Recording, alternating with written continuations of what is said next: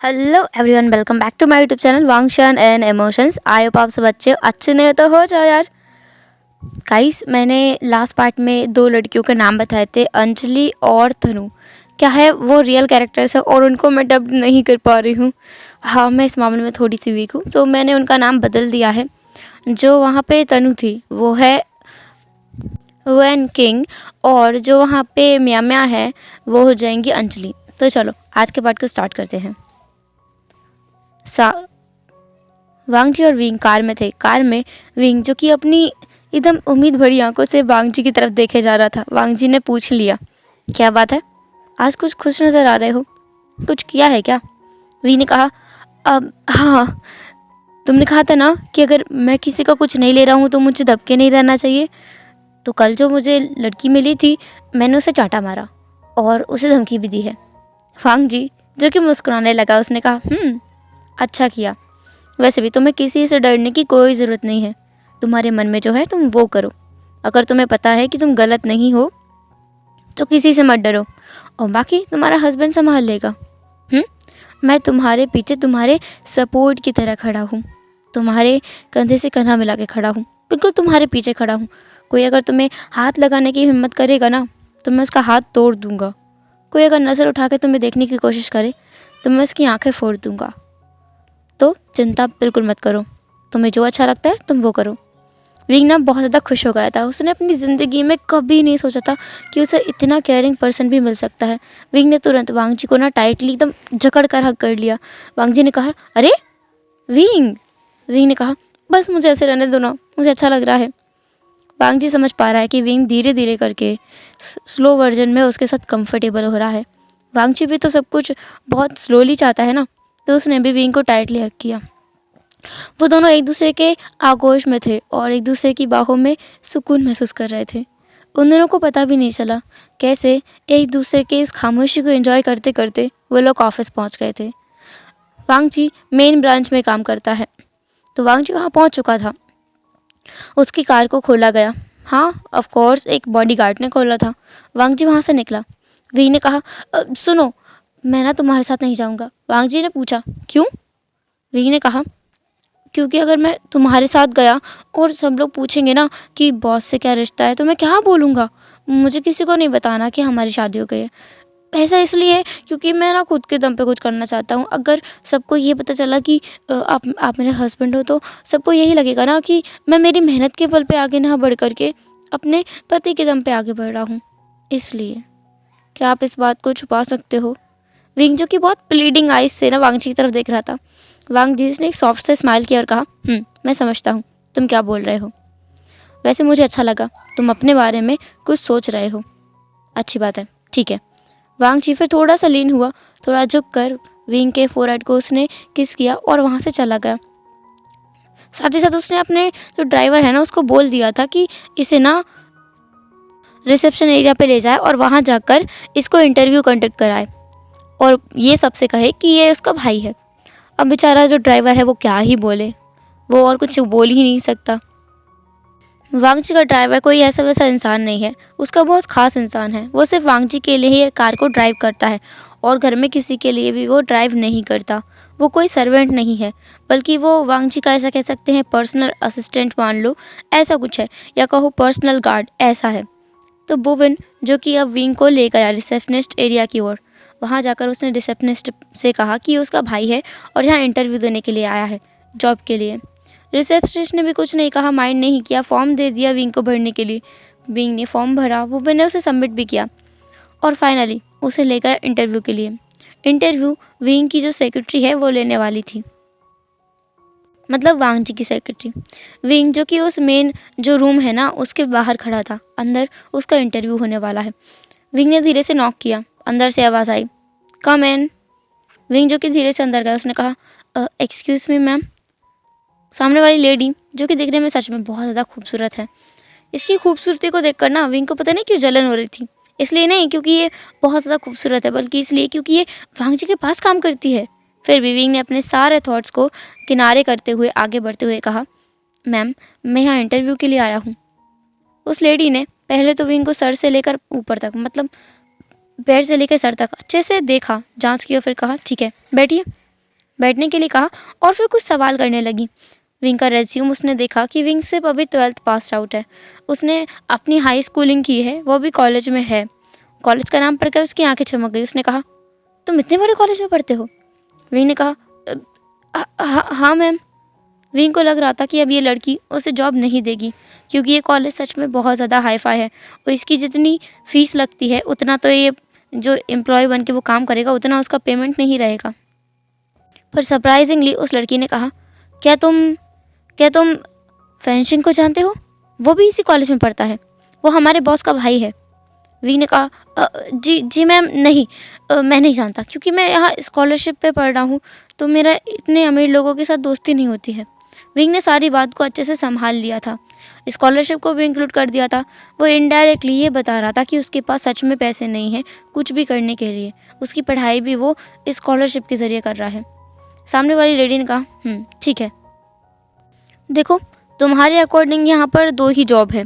एक तो पियून की, अगर तुम करना चाहो तो तुम पियून बन सकते हो किसी का भी, जिसका तुम कहो मैं उसका बना दूँगी, क्योंकि पियून की जगह तो यहाँ पे खाली है। और वैसे भी जितने पियून होते हैं उतना ही अच्छा रहता है, लोगों को काम करने में हेल्प हो जाती है। और दूसरा यहाँ पे हेल्पर की जॉब है, तुम हेल्प कर सकते हो यहाँ पे, जिसको जो चाहिए वो ला कर देना और उनकी फ़ाइल्स को रखने में, उठाने में, उनको फ़ाइल्स को सबमिट करने में और फाइल्स को मैनेज करने में मदद कर सकते हो। इससे तुम्हें समझ भी आएगा कि काम कैसे किया जाता है। तुम यहाँ पे 6 महीने के लिए ये काम करो, अगर तुम सच में अच्छा काम करते हो तो मैं तुम्हें इससे बड़ी कोई जॉब दे दूँगी।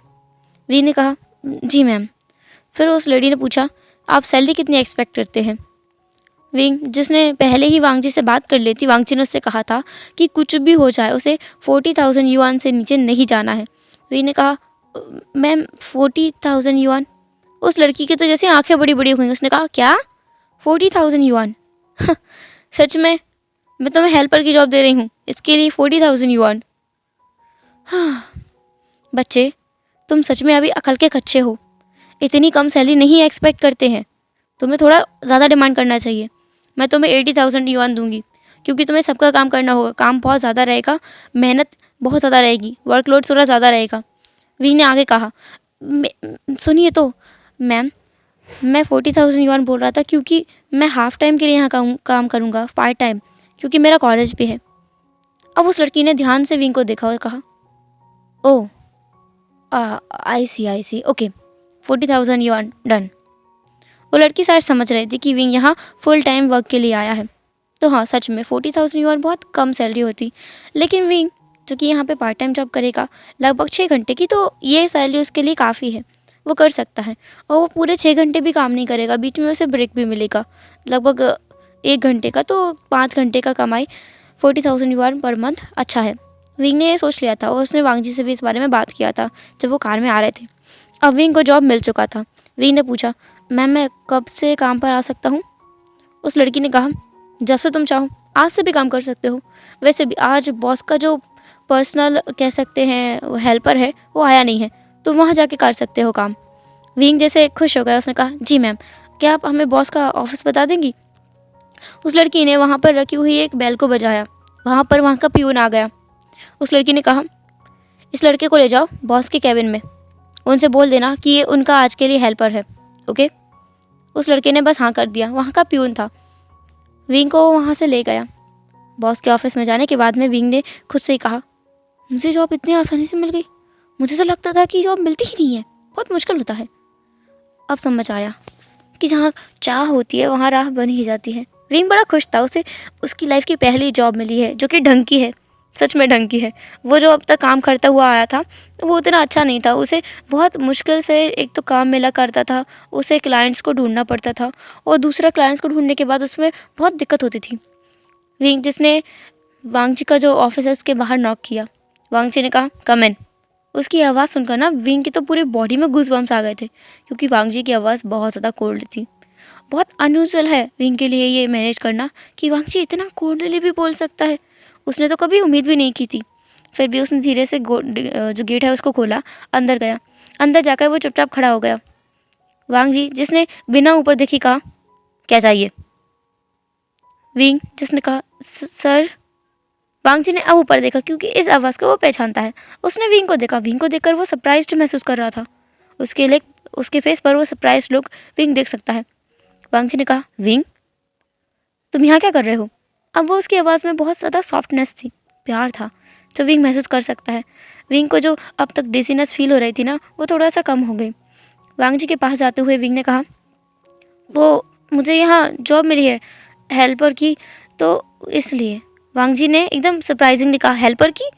मैंने तुमसे नहीं कहा था कि तुम हेल्पर की जॉब करना। क्या मैंने ये कहा था? विंग ने कहा, पर आपने तो कहा था कि जो मिले कर लेना, तो आपकी सेक्रेटरी ने तो यही बोला। वांग जी को ना बहुत ज़्यादा गुस्सा आ गया था। उसने ना तुरंत ही अपना फ़ोन उठाया और किसी को कॉल मिलाया। उसने कहा, जल्दी ऑफिस आओ, मेरे कैबिन में आओ तुरंत। लगभग 5 मिनट बाद एक लड़की भागते दौड़ते हुए उस कैबिन में आई। उसने कहा, सर मे आई कम इन? वांग जी ने उसको अंदर आने के लिए बोला। विंग देख सकता है कि उसकी सेक्रेटरी है। वांग जी ने कहा, लिली ये सब क्या है? लिली ने कहा, सॉरी सर, आज आपका हेल्पर नहीं आया है, इसलिए इस लड़के को मैंने आपकी हेल्प के लिए भेजा था। क्या इसने कुछ गलत किया है सर? मुझे माफ़ कर दीजिए, ये मेरी गलती है। मुझे आप किसी न्यू इंटर्न को यहाँ नहीं भेजना चाहिए था। वांग जी को और ज़्यादा गुस्सा आ गया क्योंकि वो विंग को इंटर्न बोल रही थी। विंग इस कंपनी का ओनर है, मालिक है, क्योंकि वांग जी इस कंपनी का मालिक है। उसकी हिम्मत कैसे हुई? फिर वांग जी ने खुद से कहा कि वो क्या कर रहा है, वो जो है गलत रिएक्शन दे रहा है क्योंकि इसको नहीं पता ना कि विंग क्या है, कौन है, इसलिए ये ऐसा बोल रही है। वांग जी ने गहरी सांस ली, फिर कहा, ये एक टैलेंटेड इंसान है और तुम्हें पता है ये वुबन का भाई है। अब जो लिली थी वो थोड़ी सी सहज गई क्योंकि वो जानती है वुबन कौन है। वो वांग जी का पर्सनल गार्ड है। वो वांग जी को ही सर्व करता है, वांग जी के अलावा किसी को नहीं। और दूसरी बात, उससे सब लोग डरते भी हैं, सभी डरते हैं ऑफिस में और सब उसकी बात भी मानते हैं। लिली भी उससे डरती है। तो लिली ने कहा, सॉरी सर, इन्होंने मुझे बताया ही नहीं कि ये वुबन के भाई हैं, वरना मैं इन्हें कुछ अच्छा जॉब देती। वांग जी उसने कहा, इवेंट मैनेजमेंट डिपार्टमेंट में इसको जॉब दो, ये उसमें बहुत अच्छा है, जाओ। उसने विंग की तरफ इशारा किया और उसे हाथ से कहा कि वो जाए। विंग लिली के पीछे पीछे जाने लगा। लिली आगे आगे जा रही थी और विंग उसके पीछे पीछे। वो दोनों लिली की कैबिन में आए। लिली जो ना बहुत ज़्यादा गुस्से में दिख रही थी, उसने विंग की तरफ देखा और कहा, हाँ, तुम सच में बेवकूफ़ हो। तुम आज मेरी जॉब निकलवा देते मुझे जॉब से। तुम्हें समझ नहीं आया? तुम्हें बोलना चाहिए था ना कि तुम सर के इतने क्लोज हो। हाँ, एक मिनट, तुम एक ओमेगा हो ना? वो लिली उसे अब बहुत अजीब नज़रों से दिख रही थी। स्टार्टिंग में जो वो उसे काइंडनेस दिखा रही थी ना, अब वो जैसे गायब हो गई थी। विंग ने कहा, हाँ मैम, हाँ मैम। उस लिली ने पूछा, तुम सर को कब से जानते हो? क्या तुम उनके क्लोज भी रहते हो? तुम्हारा सर से क्या रिलेशनशिप है? सर तुम्हें जानते हैं ना? विंग जो कि सहज महसूस कर रहा था, उसने कहा, हाँ मैम, बस थोड़ा सा, क्योंकि मैं मेरे भाई के साथ उनके घर पे जाता रहता हूँ ना, इसलिए जानता हूँ। ये सुनकर तो लिली का और ज़्यादा पारा चढ़ गया कि ये वांग जी के घर पे भी जाता रहता है। आज तक वो उसकी सेक्रेटरी होकर, उसकी पर्सनल सेक्रेटरी होकर वांग जी के कैबिन में 5 मिनट से ज़्यादा नहीं रुकी है और ये उसके घर पे रहता है।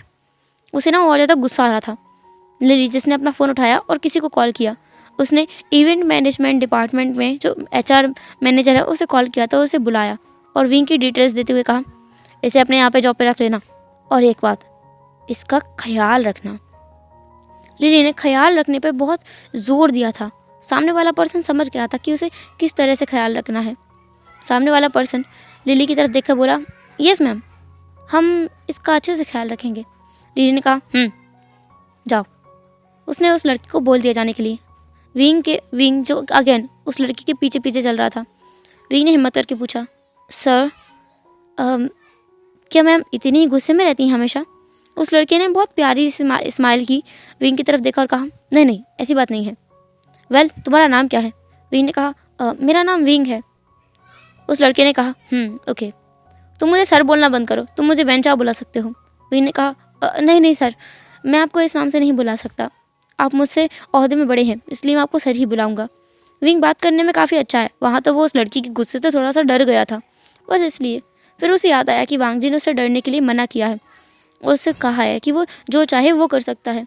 तो अभी के लिए वो यही बातें अपने दिमाग में रख के बात कर रहा था। वैन चाओ जो कि काफ़ी अच्छा लगा विंग को, वो उससे बहुत प्यार से बात कर रहा था, बहुत सम्मान के साथ बात कर रहा था, रिस्पेक्ट दे रहा था उसे और उसे अपने HR डिपार्टमेंट में लेके गया। इवेंट डिपार्टमेंट में उसे जॉब भी दी उसने।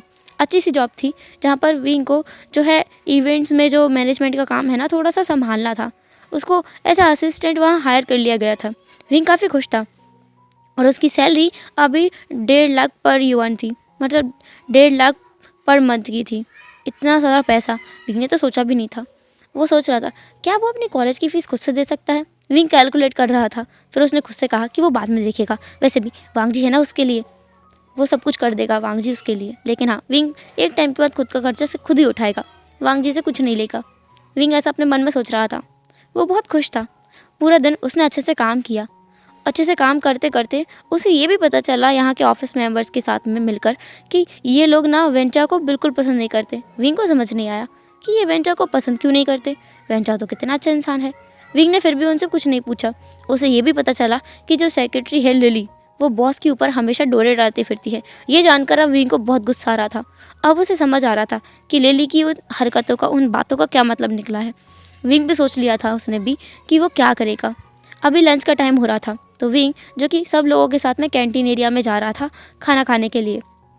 विंग जिसके पास ऑलरेडी वांग जी ने एक मोबाइल दिया है, उसमें वांग जी ने कॉल किया। विंग ने आहिस्ता से फ़ोन उठाया और कहा हेलो।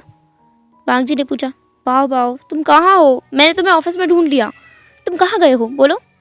विंग ने कहा मैं कैंटीन में हूँ, वहीं मैं खाना खाने वाला हूँ। वांग जी ने कहा ओके। ऐसा बोलकर वांग जी ने फ़ोन रख दिया। उसके पास जो लोग बैठे हुए थे उनमें से एक लड़का जिसका नाम नी हुसैन है, और उसने पूछा क्या हुआ विंग, किसका कॉल था। विंग ने कहा वो मेरे हस्बैंड का कॉल था। मतलब जो नी हुसैन है ना, उसके तो तोते उड़ गए थे, उसके पैरों तले ज़मीन खिसक गई। उसने कहा हस्बैंड, तुम मैरिड हो। विंग ने कहा हाँ, मेरे हस्बैंड बहुत प्यार करते हैं मुझसे, मैं मैरिड हूँ और मैं बहुत खुश हूँ।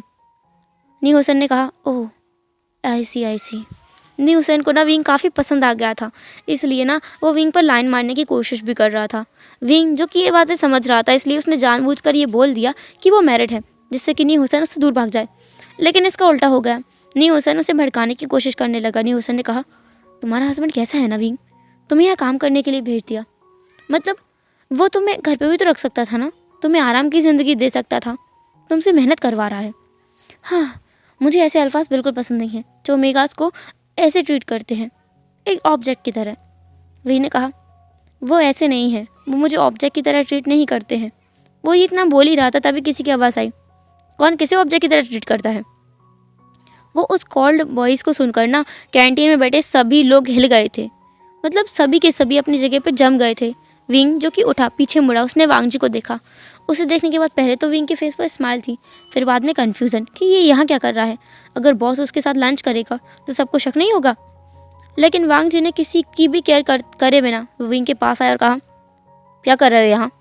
विंग ने कहा बॉस बॉस वो मैं लंच कर रहा था। हाँ।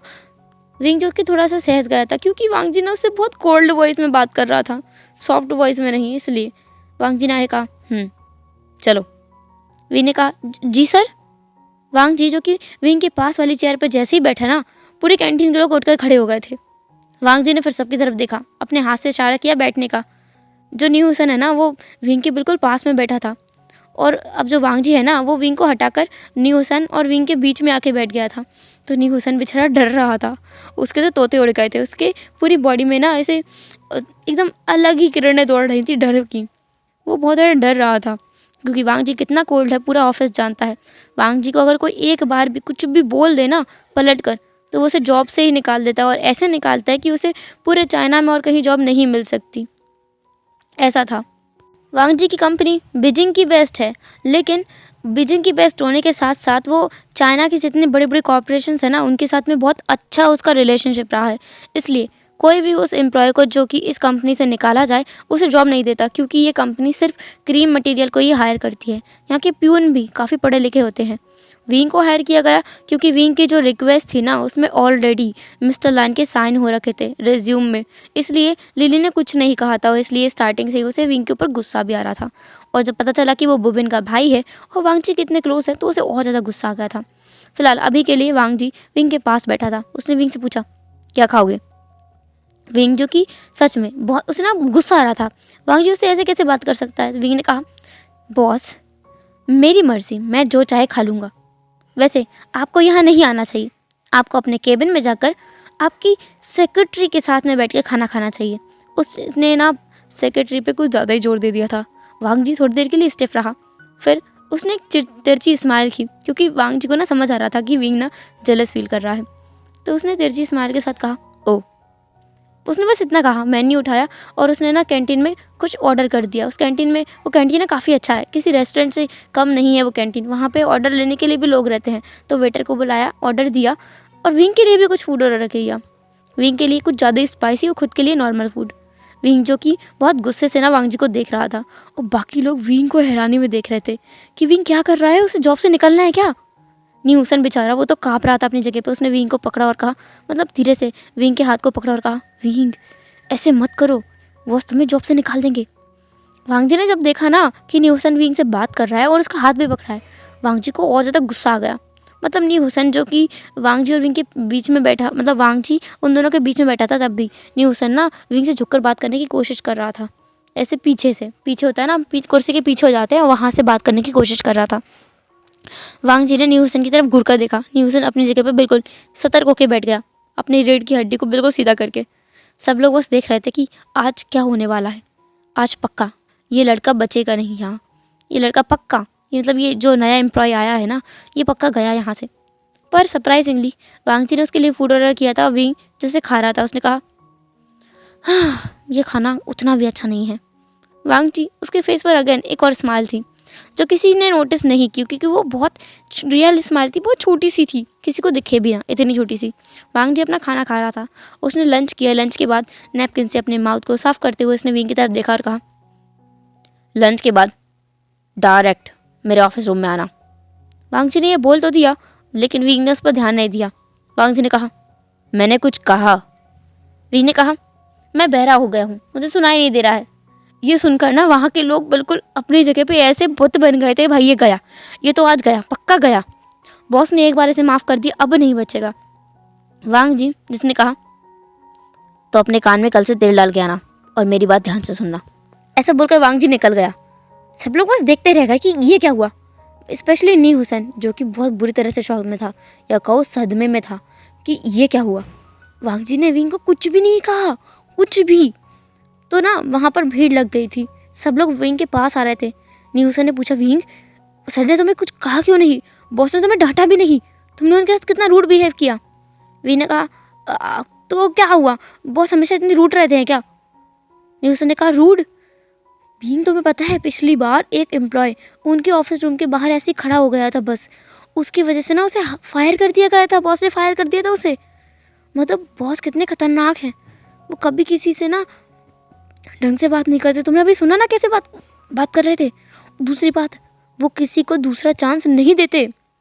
तुम उनके सामने अब तक खड़े हो, ऐसा ऐसा क्या किया है तुमने, क्या तुम बॉस को जानते हो। विंग बोलो। सब लोग अपनी बातों में मग्न थे। विंग से सब लोग पूछ रहे थे, क्या वांग जी को विंग जानता है, क्या बॉस से विंग मिला है, बॉस विंग को जानते हैं क्या। अगर ऐसा है तो मतलब वो अलग अलग सिफारिश करते जा रहे थे फिर विंग से। और न्यूसन जो कि बहुत ज़्यादा चिढ़ गया था, उसने कहा, तुम बॉस को कैसे जान सकते हो विंग, मैंने नहीं सोचा था तुम ऐसे इंसान होगे, तुम बॉस को कैसे जान सकते हो, बॉस कितना घटिया इंसान है तुम्हें पता है। विंग को गुस्सा आ रहा था कि ये वांग जी की बुराई करते जा रहे हैं सब लोग, स्पेशली नी हुसैन, जो वांग जी को ना बहुत गिरा हुआ महसूस करवा रहा था विंग की नज़रों में।